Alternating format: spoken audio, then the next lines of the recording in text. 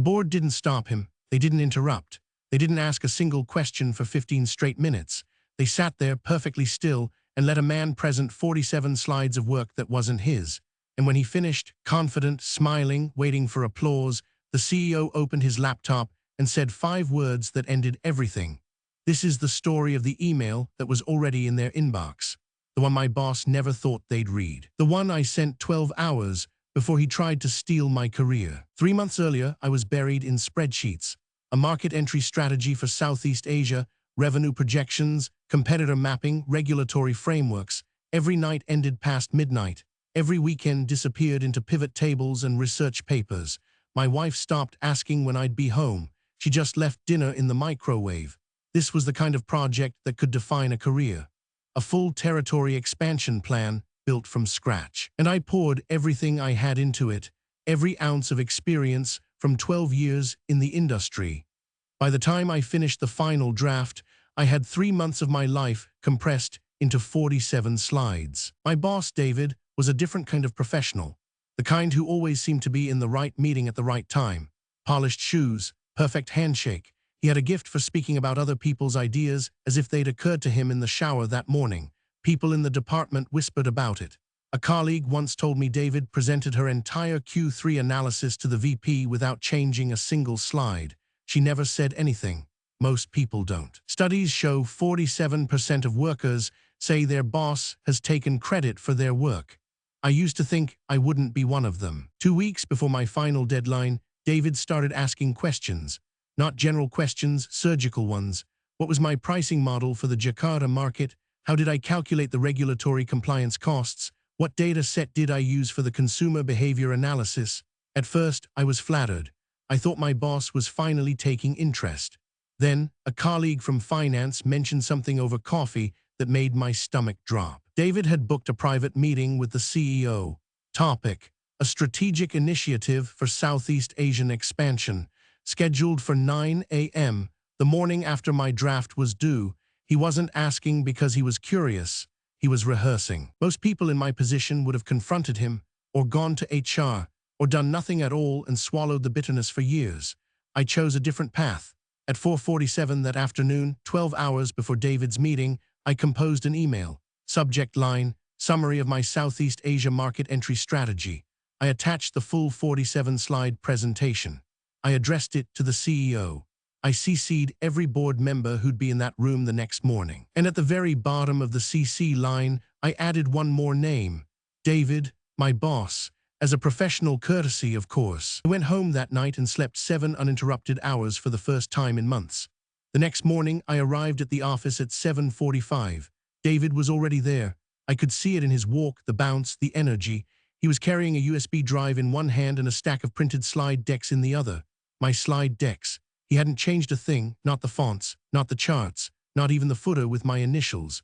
He caught my eye across the floor, smiled, and said, "Big day."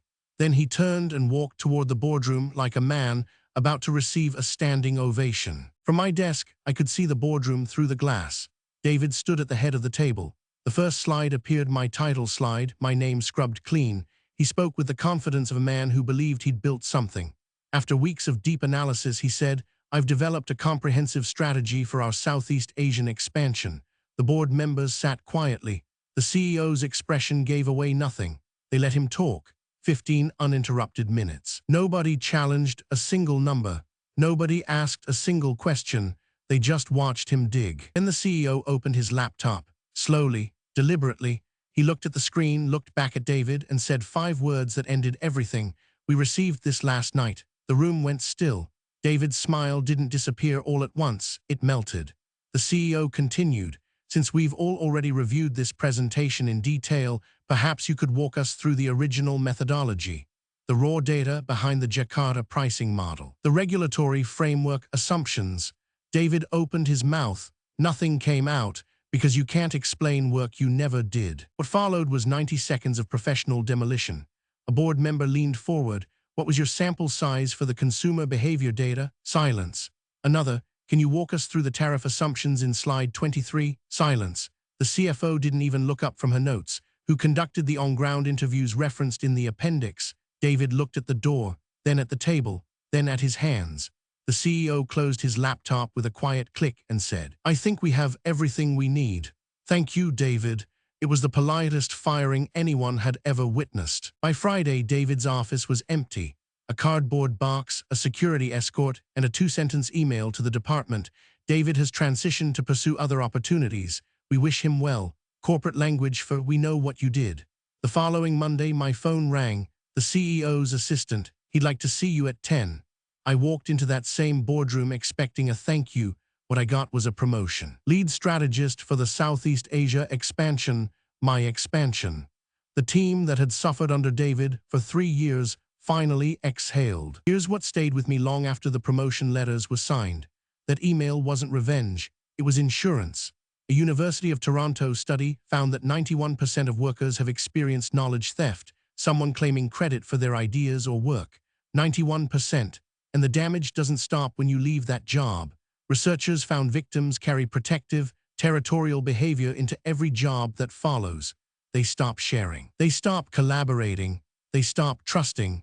One stolen presentation can poison an entire career, unless you make sure the right people already have the truth. If you've ever sat in a meeting and watched someone smile while presenting your sleepless nights as their own genius, you already know why this story matters. And if you haven't yet, remember this: document everything, share strategically, and make absolutely sure that before anyone can steal your work, the people who matter have already seen your name on it.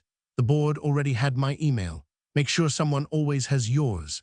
If this story hit close to home, drop yours in the comments and subscribe, because the truth always comes out.